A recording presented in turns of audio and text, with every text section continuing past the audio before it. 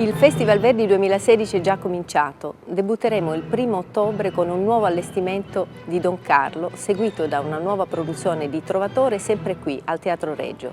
Siamo poi davvero felici di annunciare che il Festival Verdi torna al Teatro Farnese con una nuova produzione di Giovanna d'Arco. Continua la collaborazione con il Comune di Busseto e il Teatro Verdi di Busseto, che ospiterà una ripresa dell'allestimento del Teatro Regio de I Masnadieri.